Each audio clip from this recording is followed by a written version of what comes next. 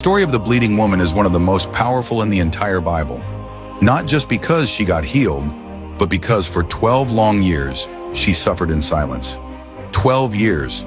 That's over 4,000 mornings waking up in pain, 4,000 nights of disappointment, 4,000 unanswered prayers.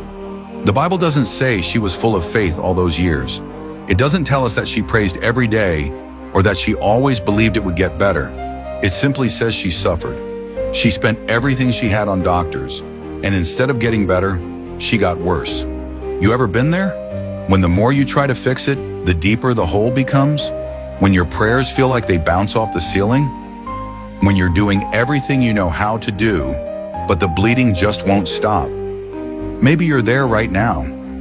And the question that lives inside you is this: why hasn't God helped me yet? Why the delay?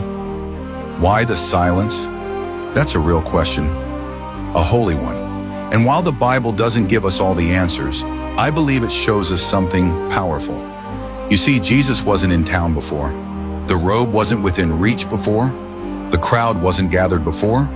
Maybe heaven had her healing scheduled, not at year 3 or year 7 or year 11, but at the exact second the Son of God would walk past. Not to punish her, not to forget her, but to set the stage, to make the miracle undeniable, public, personal, perfectly timed. Her story isn't just about sudden healing. It's about long faith, wounded faith, quiet faith, the kind of faith that keeps moving even when it's limping. And on that day, she didn't call out. She didn't wave for his attention. She didn't wait for him to stop. She reached, just reached, through the crowd, through the fear, through the shame, and she didn't grab his hand. She didn't look him in the eye. She touched the hem, the bottom, the edge, the part dragging through the dust. Because even that part of Jesus has enough power to restore what was lost. And the moment she touched him, something happened. Instantly, she felt it. The bleeding stopped, and Jesus stopped too.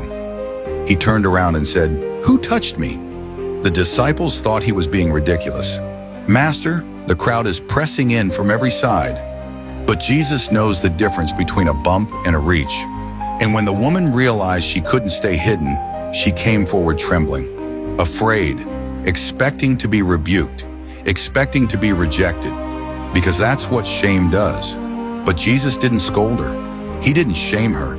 He didn't say, "Why did you wait so long?" He looked at her and said, "Daughter," not woman, not bleeder, not unclean. Daughter, that's identity. That's restoration. That's belonging. He didn't just heal her body, he healed her name. And listen, there were others in that crowd, others bumping into him, others pressing close, but only one walked away whole. Only one refused to stay behind. Only one reached with what little she had left.